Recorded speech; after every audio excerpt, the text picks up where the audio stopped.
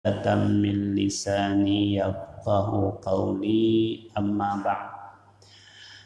Bapak-bapak, ibu-ibu, saudara-saudari jamaah salat fardu subuh yang dirahmati Allah Subhanahu wa taala.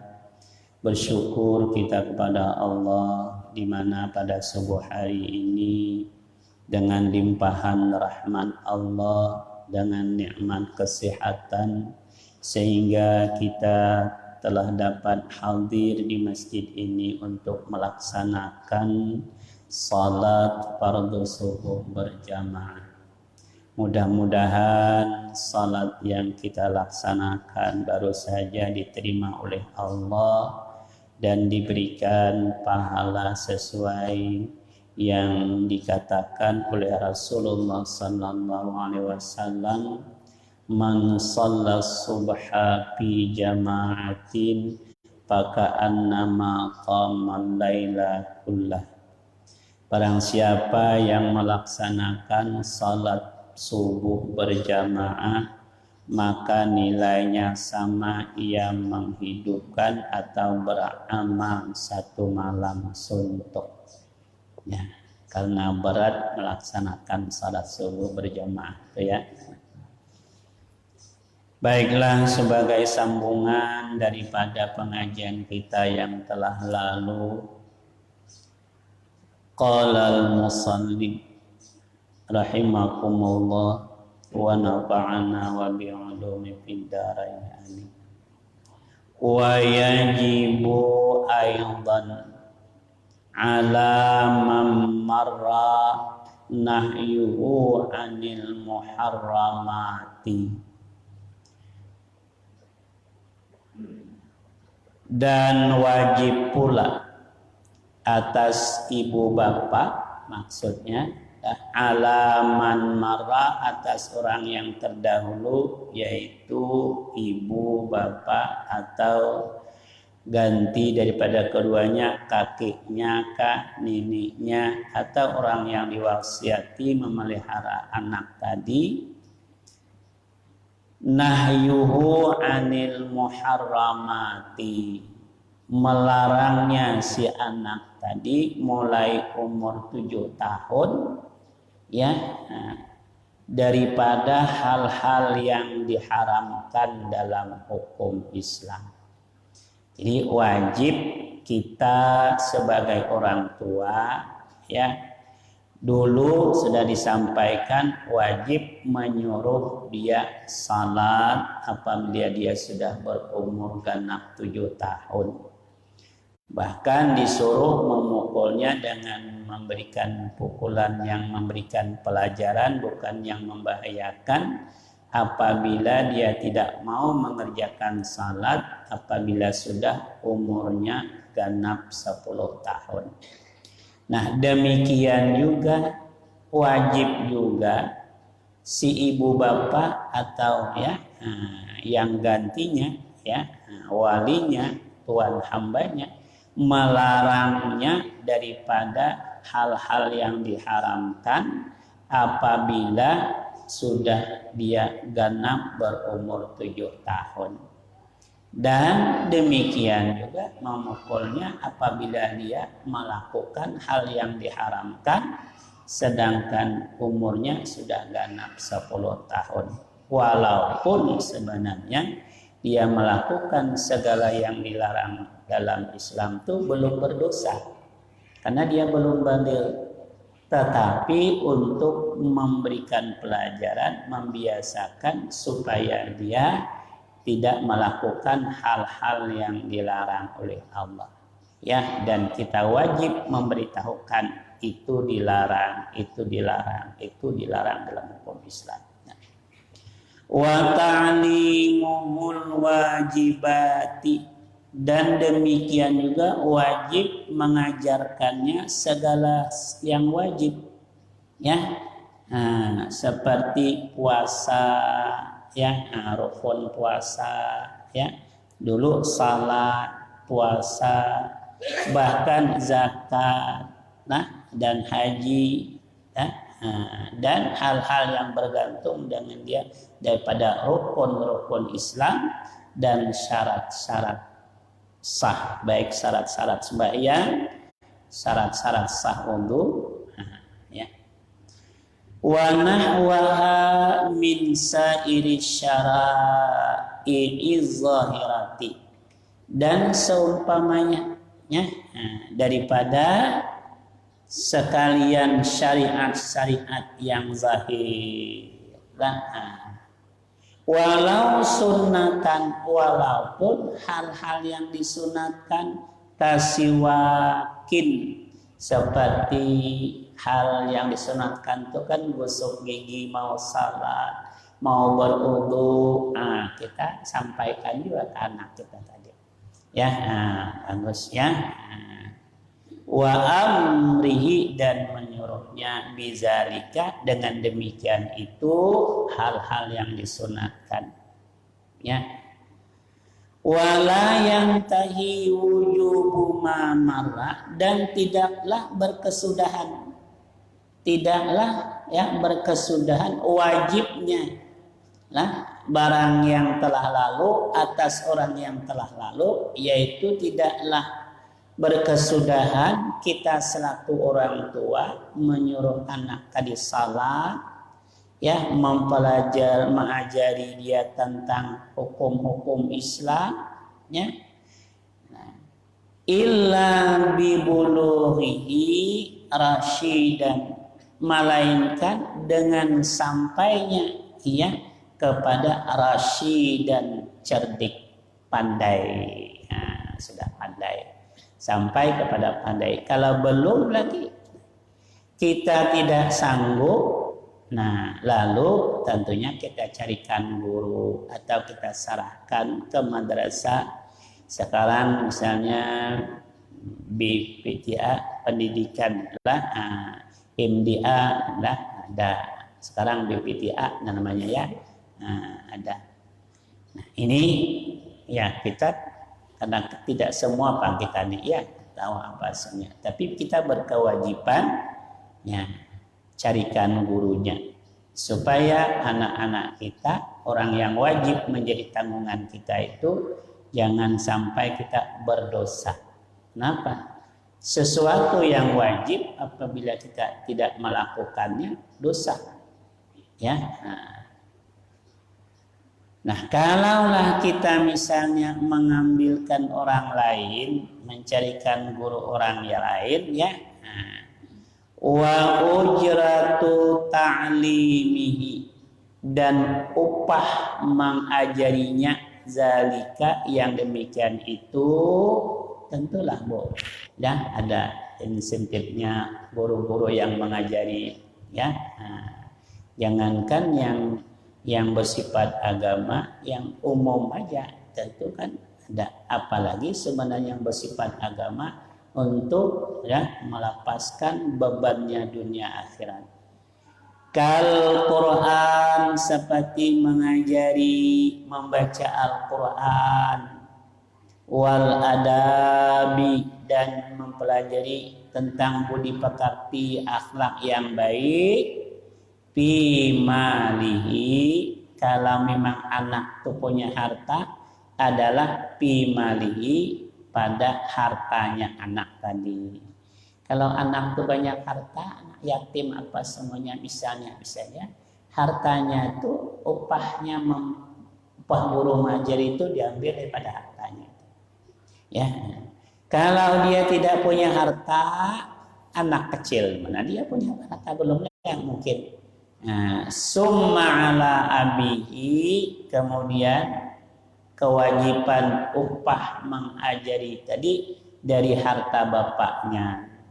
Bapaknya tidak punya harta, summa ala ummihi, kemudian atas ibunya, ya, biaya untuk, ya, mengajari si anak tadi, baik itu ajar Quran, adab-adab, ya, kemudian hukum fikih tentang salat dan lain sebagainya, tentang wudu, ya, itu diambil daripada hartanya kalau anak itu punya harta. Kalau tidak, dari bapaknya, tentu si anak yang tidak ada punya harta, bapaknya yang berdiri tanggung jawabnya tadi. Nah, kemudian bapaknya tidak ada hartanya, atas ibunya. Nah, yes. Tambihun, peringatan tadi dari Zakara sam'ani fi zaujatin saghiratin zati abawaini. Nah, tentang telah menyebutkan oleh Sam'ani tentang istri yang masih kecil. Istri itu masih kecil dinikahkan oleh bapaknya. Sahlah. Ya. Nah, umurnya baru 6 tahun, 7 tahun dinikahkan oleh bapaknya. Nikahnya sah saja. Nikahkan kepada laki-laki lain. Sah. Kemudian dipelihara dulu, dididik apa semuanya. Nah, mendidiknya itu siapa yang mendidik? Tentang istri yang masih kecil atau apa semuanya. Apakah kewajiban kepada suami langsung? Nah, di sini disebutkan, ya. Nah, ini andai kata tentang sahnya. Nah, sekarang kan ada aturannya, ya. Dalam hukum Islam, ya, anak perempuan yang kecil, ya, masih belum baligh, dinikahkan oleh bapaknya kepada laki-laki yang lain, sahkah? Sah nikahnya. Ini bapaknya yang nikahkan, kan wali akrab, ya, karena bapaknya terhadap anak itu walaupun tidak seizin anak tetap sah nikahnya, kecuali wali yang bukan dari bapaknya, nah, itu harus izinnya, ya. Izin anak yang kecil itu belum sah, udah tahu ya belum. Nah, tentang istri yang kecil zati abawaini yang masih mempunyai dua ibu bapaknya, anna wujuba ma marra alaihima, sesungguhnya kewajiban barang yang telah lalu, yaitu mengajari dan menyuruh salat, mengajari hal-hal yang berkenaan dengan hukum salat, hukum wudu dan lain sebagainya, mengajari Al-Quran, mengajari adab dan akhlak tadi, alaihima, kewajiban masih dibebankan kepada dua orang tuanya, bukan ke atas suami, ya, yang menjadi suami daripada anak tadi. Masih kewajiban itu atas kedua orang tuanya. Setelah kalau orang tuanya tidak sanggup, ya, biaya tidak ada apa semuanya, pazauju, kemudian baru suaminya yang wajib memberikan pelajaran, menyampaikan, mendidiknya. Wa qadiyatuhu wujubu darbiha, dan tuntutannya wajib memukulnya juga, sama dengan anak tadi. Wabihi, dan dengan dia memukul itu, walau fil kabirati, walaupun istri yang sudah kabir itu sudah berbaligh. Kalau istrinya itu sudah baligh disuruh sembahyang tidak mau juga disuruh, ya. Nah, bagaimana di sini? Disuruh juga, wajib juga memukul si suami tadi. Ini menurut orang tua ini dipukul lain sedikit. Nah, lalu ada Sarraha Jamalul Islam Al-Bazari, qala Syekhuna, berkata oleh guru kami Ibnu Hajar, wa huwa zahirun, itu nyata, boleh aja dipukul, illam yakhsha nusuzan, kalau tidak khawatir terjadinya nusus, durhaka nanti istri tadi, tinggalkannya apalagi. Ya. Wa atlaqa Zarkashiyu an-nadbu, kalau menurut si Zarkashi sunat aja, bukan wajib juga memukul, hanya sunat. Apa ini tidak pernah kita dengar orang mukul istrinya gara-gara istrinya tidak salat, itu tidak pernah, ya. Kenapa? Istrinya mau dia salat, Nah, hatta 'alal amri bis shalah kama qalu. Sehingga juga atas perintah dengan salat itu seperti mana berkata mereka itu ulama fikih tadi, alal abai atas bapak, summa alaman marah, kemudian atas orang-orang yang telah terdahulu. Siapa bapak? Bapak, nenek, apa semuanya? Ta'limuhu ilmu mayyizi anna nabiyana. Wajib juga memberitahukan kepada anak tadi tentang Nabi kita Muhammad SAW.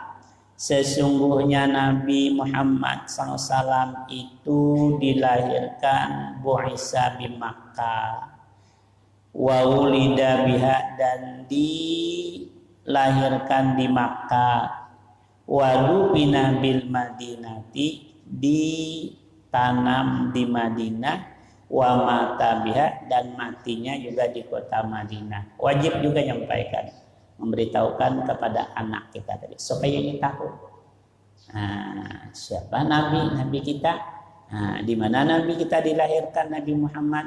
Tahu di Makkah, di mana dia diutus, ketika tinggal di mana, diutus menjadi rasul, berapa umurnya, juga di Makkah lah tahun 40 ya daripada kelahiran, itu sampaikan kepada anak. Dan juga di mana dia lah diwafatkan dan di mana dia meninggal, di mana dia ditanam, juga disampaikan juga supaya tahu tentang lah sejarah lah secara singkat tentang Nabi kita Muhammad sallallahu alaihi wasallam ya. Nah, itu tentang itu tadi. Baru kita masuk ke pokok lagi. Faslun, ini satu pasal, fi syurutis salati, pada beberapa syarat sah salat. Ya. Masuk kita kepada tentang salat, tentang syarat sah salatnya. Asyartu ma yatawaqqafu alaihi sihhatus salati, yang syarat yaitu barang yang dibutuhkan, yang diperlukan atasnya sahnya salat ya, yaitu sesuatu yang diperlukan atasnya ya sahnya salat. Kalau tidak memenuhi syarat, salat kita tidak sah. Ya, nah ini. Walaisa minha, dan syarat itu bukanlah daripada salat. Ya, bukan daripada salat, cuman itu termasuk daripada ya dalam berjalan berlaku sementara melaksanakan salat. Kalau syaratnya tertinggal, maka salatnya juga tidak sah. Walaisa minha, dan bukan dia daripada salatnya, cuman wa qaddimati syurutu alal arkan li'annaha aula bittaqdim, dan didahulukan membicarakan syarat atas rukun. Rukun belum, syarat dulu didahulukan. Nah, berbicara lah dalam pembahasan fikih lah, ulama pengarang di sini mendahulukan tentang syarat-syarat daripada rukun-rukun salat. Kenapa? Li'annaha aula bittaqdim, karena sesungguhnya syarat itu lebih utama dengan didahulukan tadi. Sebab berlaku syarat itu mulai dulu salat sudah dilaksanakan. Seperti antara lain berwudu. Ya, kalau seorang berhadas besar tentu wajib mandi dulu sebelum salat. Nutup aurat berlaku sebelum salat, dipersiapkan sampai selesai salat, sampai salam. Ya. Rukun, ya kalau rukun dari pertama yaitu takbir beserta niat, Padahal saat sebelumnya sudah dilaksanakan. Nah, makanya kata Musannif bahwa syarat itu lebih utama didahulukan daripada rukun. Ya, inilah diantara yang wajib kita ketahui. Kalau di dalam kitab Asrarus Shalah barang siapa yang ingin menyempurnakan salatnya secara syariat syariat atau kompekih, itu wajib dia mengenal 7 macam. 7 macam wajib dikenal. Kalau tidak mengenal 7 macam ini, tidak mengilmui yang 7 macam ini, maka belum bisa salatnya itu secara syariat sempurna. Apa yang 7 macam? Syarat wajib salat, syarat sah salat, baru rukun salat, yang sunat hayat dalam salat, yang sunat ab'ad dalam salat, yang sunat hayat dalam salat, segala yang makruh dalam salat, dan segala yang membatalkan salat. 7 macam. Kalau tidak diilmui 7 macam ini, kadang-kadang terlanggar yang makruhnya, tertinggalkan yang sunat apa semuanya. Ya, kita tahu kalau ini dikerjakan rukun, ini sunat, ini makruh, ini haram, ini batal. Ya, haram akan membatalkan salat. Nah ini, kalau syarat wajib salat tuh di sini langsung ke syarat sah. Syarat wajib salat tuh kan berapa? 6 ya. Ada yang katakan 5 syarat wajib salat. Pertama, Islam. Dulu sudah kita bicarakan. Yang kedua, berakal. Yang ketiga, baligh. Yang keempat, dulu suci daripada haid dan nifas. Ya. Yang kelima, sampai seruan Islam. Orang yang mengajarkan Islam sampai. Kalau orang yang tinggal di pegunungan tidak sampai orang yang menyampaikan Islam, dia tidak bisa keluar, sehingga tidak sampai ajaran Islam, dia tidak wajib salat karena tidak. Yang keenam, sihat pendengaran dan penglihatan. Sihat pendengaran penglihatan sejak kecil. Ya, kalau seseorang umur 2 tahun atau 3 tahun itu ditimpa penyakit buta tuli. Nah, 2 penyakit, buta tuli. Sejak kecil atau sejak lahir ditimpa dengan 1 penyakit, yaitu buta tuli. Sampai dewasanya tidak wajib sembahyang. Kenapa? Buta hendak melajari sembahyang secara kelakuan praktik, dia tidak melihat buta. Macam mana dia? Diajari dengan baca, telinganya tidak dengar. Yang kedua, amun buta aja telinga mendengar, wajib masih salat. Kemudian tuli tapi melihat, wajib salat. Yang ini buta tuli, kedua-duanya. Orang yang ditimpa buta sejak kecil, tidak wajib salat. Amun butanya sudah umur 15 tahun, ini wajib. Buta tuli umur 40 tahun, buta tuli 40 tahun, wajib salat. Kenapa? Karena masa belajarnya sudah ada. Ini. Ya, itu yang pertama, ya sudah. Yang kedua, inilah kita masuk kepada syarat. Ya, yang kedua, kalau syarat wajib salat 6, kemudian syarat sah salat. Idzsyartu ma yajibu taqdimuhu ala salati. Karena syarat, barang yang wajib mendahulukannya atas salat, Ya, wastimraruhu biha, dan senantiasa atau berkekalannya biha sampai dalam salat. Pada berkekalan lah. Ya.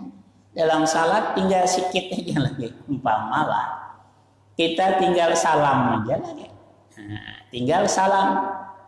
Untuk salam sudah habis, ya tinggal assalamualaikum. Datang sesuatu lah. Nah, syaratnya tadi lepas. Umpama ya batal daripada wudunya. Batal wudunya yang batal ya. Batal wudunya padahal tinggal assalamualaikum. Salam ke kanan. Sebelum salam keluar angin. Nah, buang angin. Nah, batal wudunya. Tidak sah salat. Padahal salam aja kita tinggal assalamu. Sampai assalamu dan alaikum aja kita tinggal. Dulu buang angin dalam assalamu pas kantor. Nah, selesai enggak? Wajib diulang salatnya. Tidak sah salat. Padahal tadi sudah 4 rakaat panjang dah. Cuma tinggal assalamu. Dulu hendak mana buang angin assalamu, tertinggal alaikum cuman lagi. Syaratnya hilang. Nah, ada jatuh syaratnya, yaitu suci daripada hadas kecil. Pas. Nah, maka tidak sah. Lah, ini yang disebut syarat sesuatu yang diperlukan atasnya sahnya salat. Ya. Terhenti hilang datang syarat hilang syarat tadi, maka tidak sah salatnya. Nah, ini syurutus salati khamsatun. Udah banyak ada. Syarat sah salat itu sebanyak 5. Tenang ringkasnya. Kalau dalam kitab lain ada yang mengatakan syarat sah salat itu 14. Banyak tambahannya. Ini 5 cuma 14 mana-mana. Terkumpul lah yang 14 itu dalam 5 ini. Ya, cuma diperincikan ada kitab lain, kitab fikih lain yang memperincikan bahwa syarat sah salat itu 14. Ya, 14. Di sini cuma 5. Ya. Ya. Syurutus sholati khamsatun, syarat sah salat itu 5. Ahaduha, yang pertamanya daripada yang 5 itu, nah di sini. Taharatun an hadasin wa janabatin. Nah, ini kan sudah 2. Kalau yang dipisahkan diperincikan 14 itu 2 sudah sini. Yang pertamanya wajib suci daripada hadas. Di sini maksudnya hadas kecil. Wa janabatin, dan suci daripada janabah hadas besar. Nah, hadas itu terbagi 2, itu ada hadas kecil, hadas besar. Nah, janabah termasuk golongan hadas besar. Nah, ini yang pertama. Sehingga tadi sudah disampaikan, tinggal alaikum aja lagi. Assalamunya sudah alaikum, batal, datang hadas kecil, nah batal dalam salatnya, tidak sah salatnya, wajib diulang. Ya, ada sedikit lagi lah. Cuman amun sudah pas Pak, assalamualaikum, batal.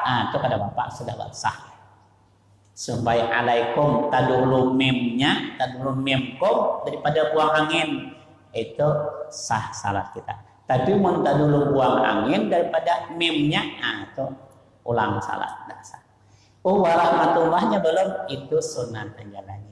Cuman apabila sudah batal, kadang-kadang ada batal, assalamualaikum warahmatullah, batal, itu kada boleh lagi salam ke kiri, haram hukumnya salam ke kiri. Karena sudah batal. Lah, haramnya, dosa batal masalahnya, hukumnya haram itu cuma berdosa ngaran haram. Salatnya tetaplah sah tadi karena sudah. Cuman menambah salam ke kiri itu hukumnya haram. Kalau sudah batal. Nah, tadi kan sunat ke kiri. Kalau tidak batal, ya, bahasanya. Nah. At-taharatu lughatan, suci menurut bahasa. Apa arti suci? An-nazafatu, bersih. Ya, suci menurut bahasa bersih daripada kotoran. Ya, bersih daripada kotoran. Nah, itu disebutkan suci pada pandangannya. Wal khulusu, murni, kada ada bercampur. Bersih katanya ya, kan murni apa asalnya. Nah, nazafah bersih, ya. Khulus juga murni atau bersih juga. Air nih putih, ada bercampur belum. Nah, ini bersih nih. Nah, kan makanya murni, masih murni air. Nah, ini namanya lah. Nah, dalam bahasa itu disebut taharah lah, suci. Tapi sebenarnya kan kalau ini dalam hukum kan belum tentu juga lagi. Cuma pada loghatnya, pada bahasanya, bila kita lihat murni kan ada bercampur, bersih. Tidak apa sebenarnya? Bahasanya. Itu pada bahasa. Yang kita maksudkan di sini bukan bahasa, tapi pada hukum. Ya. Pada logatnya an-nazafatu wal khulusu minan dansi. Bersih dan murni daripada bercampur, minan dansi daripada kotoran. Wa syara'an, dan menurut hukum syarak. Nah, ini hukum fikih. Raf'ul man'il murattabi 'alal hadasi awin najis awin najisi. Yaitu ya pencegahan. Nah, pencegahan atau larangan yang berakibat atas hadas atau najis. Nah, menurut syarahnya menghilangkan ya raf'u ya, raf'ul mani, menghilangkan larangan atau pencegahan, menghilangkan pencegahan yang berakibat atas hadas dan najis. Hilangkan najis, hilangkan baru sah salat. Hadas, bersihkan hadas kecil dengan wudu, hadas besar dengan mandi yang sah ya. Najis juga dibersihkan baru suci apa sebenarnya itu. Jadi menghilangkan atau ya pencegahan atau disebut raf'ul man'i, mengangkat larangan, sama menghilangkan larangan yang berakibat atas hadas dan najis. Ula, maka yang pertama at-taharatu anil hadasi, suci daripada hadas. Itu yang pertamanya al-wudu'u, yaitu disebut dengan wudu. Melepaskan hadas kecil kan dengan wudu. Bacaannya wa huwa bi dhammil waw, wudu kita baca ya. Dan ada orang menyebut, cuma kita kadang-kadang menyebutnya bukan wudu. Wudu-nya sebenarnya sudah dijadikan bahasa kita. Sebenarnya bahasa Arabnya wow tulisannya wudu. Nah, cuman kita tidak ringkas wudu, sudahlah berwudu sebenarnya ya, sudahlah berwudu. Nah, tujuannya sama bahasa kita.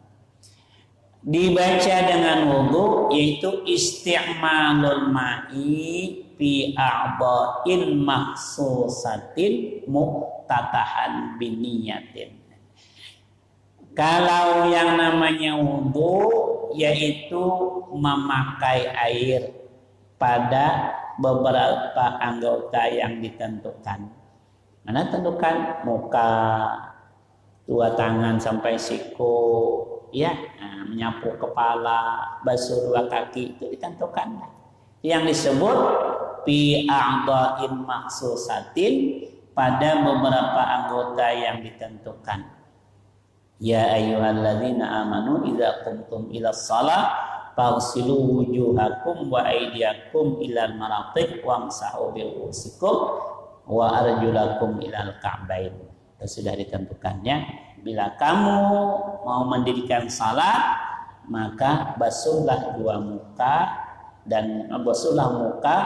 dan dua tangan sampai ke siku termasuk, kemudian sapu sebagian kepala dan basuh dua kaki sampai dua mata kaki. Inilah yang dimaksud bi a'dha'in maksusatin, pada anggota-anggota yang ditentukan. Muftatahan, dimulai biniyatin dengan niat. Niat ya, niat itu diambil daripada hadis innamal a'malu binniyat. Hanya saja sahnya amal itu dengan niat. Jadi kalau walaupun basuh anggota dibasuh tapi tidak berniat, tidak sah juga wudunya. Ya. Kalau dibaca dengan wudu, nah dan kita jarang dengar orang baca wudu ya. Itu lain artinya. Nah, wa bi fathiha dan dibaca dengan wawunya, wudu itu ma yutawaddau bihi, nama yang diudukan, barang yang bukan air. Wudu itu air karena air yang dipakai untuk berwudu itu wudu.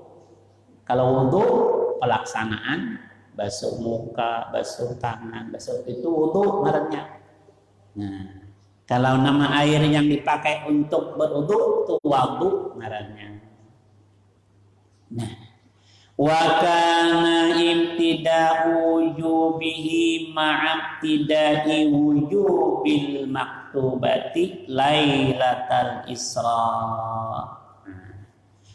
Dan adalah permulaan wajibnya wudu.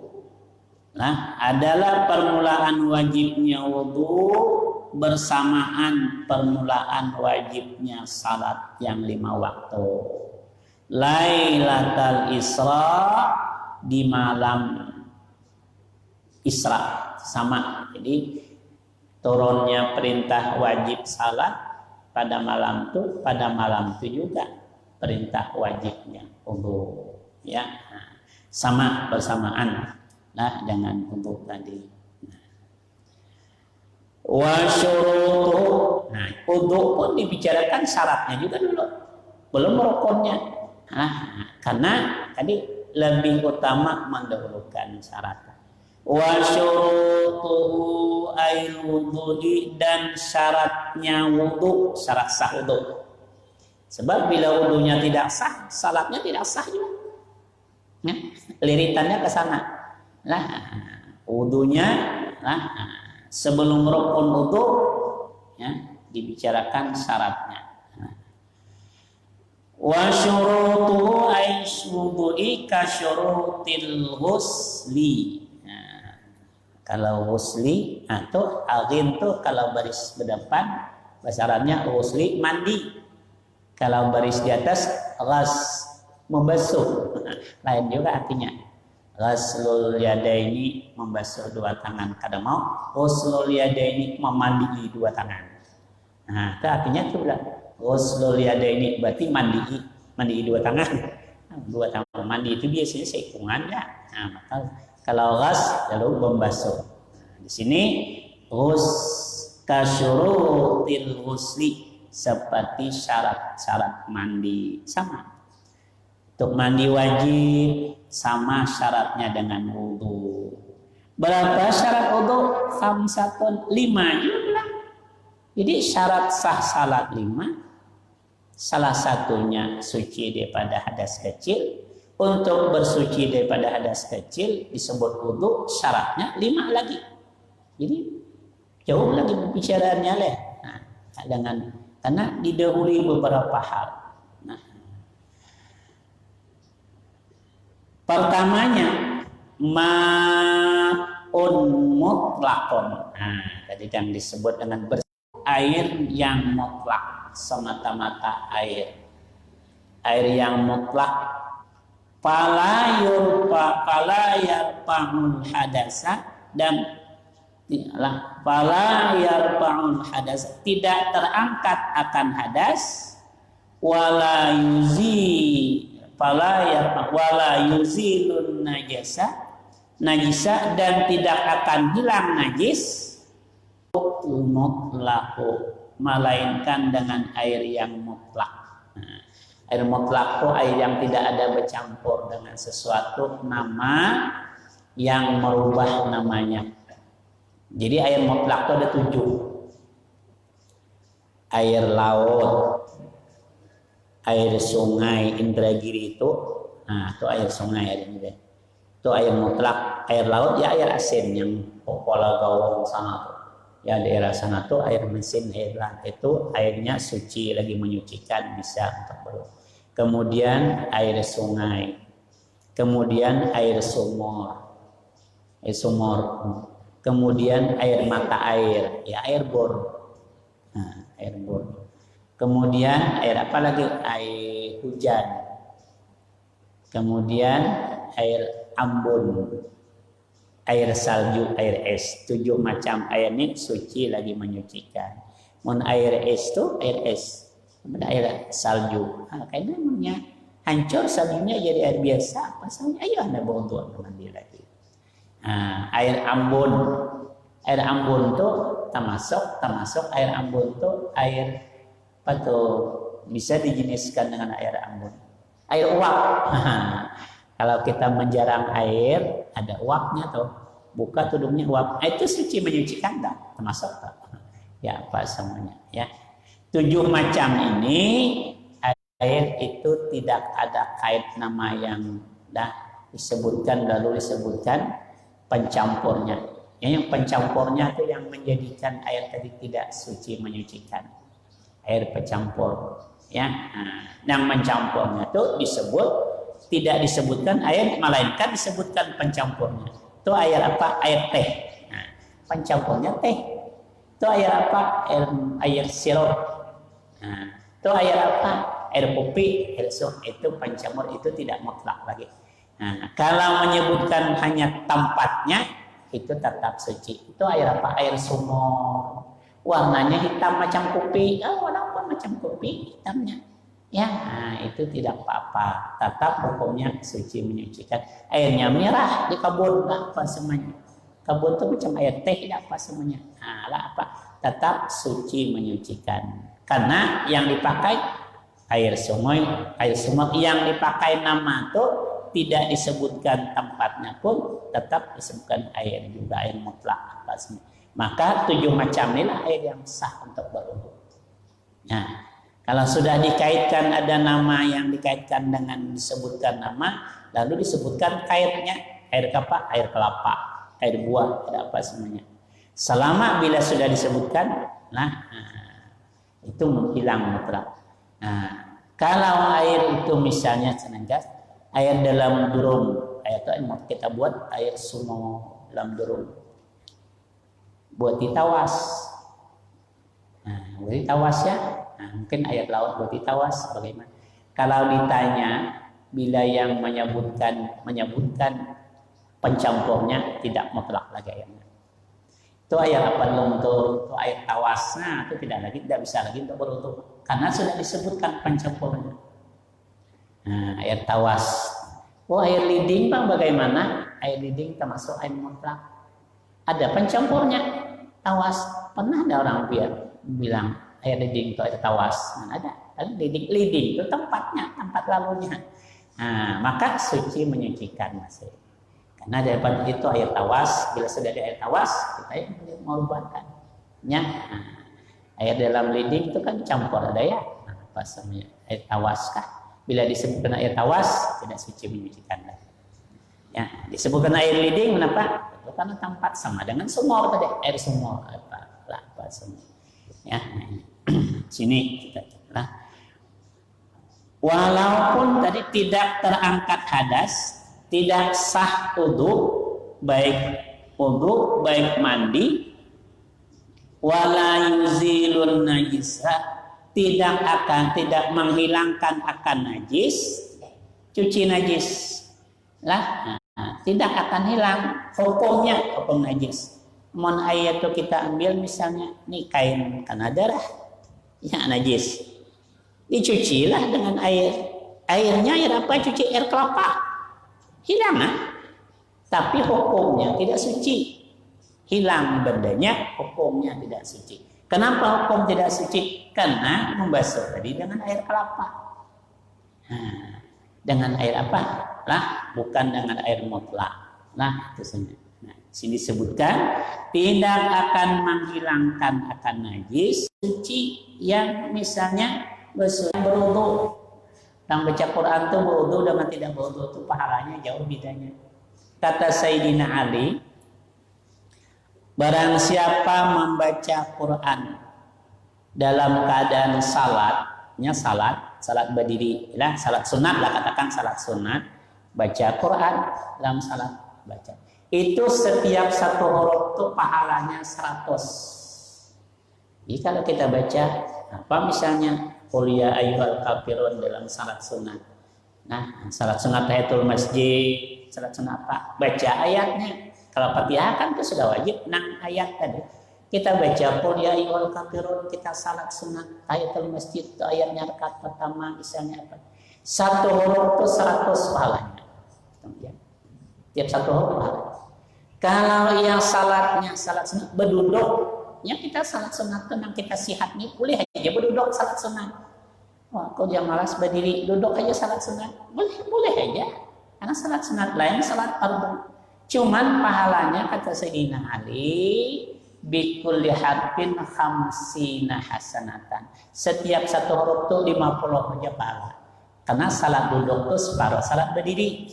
Nah, jadi kalau berdiri baca ayat Quran berdiri tadi pahalanya 100. Kalau berduduk pahalanya 50. Kalau baca Quran di luar salat tapi berwudu itu setiap satu huruf 25 pahalanya. Baca Quran tidak berwudu ya dasar di luar salat enggak ada berwudu kan apa? Baca Quran di luar lah tidak berwudu baca biasa setiap satu huruf 10 aja pahalanya. Jadi beda dengan berwudu. Berwudu kita baca Quran 25 satu hurufnya. Tidak berwudu boleh aja, cuman 10 aja dapat pahala. Lain megang Qurannya. Nah, ini bacanya ya, pasangnya. Nah, sini tadinya walau masnunatan. Illal ma'ul mutlaqu kecuali air yang mutlak.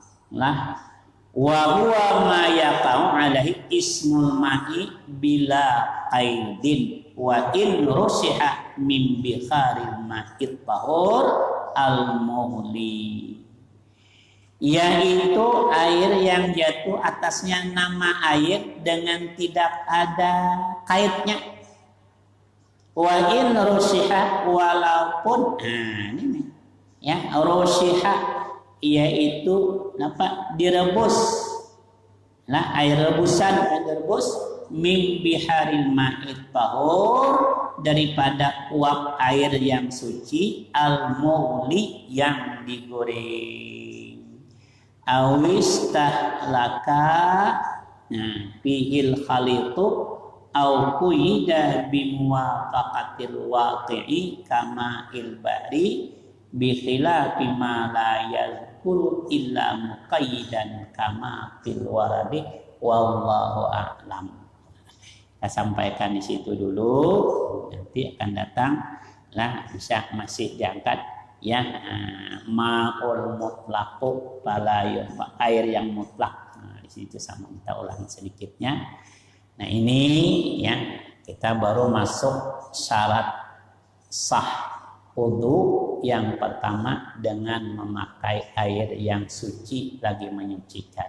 Disebut air yang suci lagi menyucikan keluar air yang bercampur dengan barang yang suci seperti air teh suci tapi tidak menyucikan untuk wudu diminum boleh air kopi air susu air buah. Nah, keluar air yang kena najis, ya air yang kena najis, ya. Nah, kalau air yang makruh memakainya sah saja untuk berwudu. Ada air yang makruh dipakai, ya pasangnya. Yang tidak sah untuk berwudu dua, air yang bercampur dengan benda yang suci lagi mani. Kemudian air yang terkena najis. Nah, kalau air kuah kan air sop itu suci, kemana boleh itu bodoh air kopi air apa.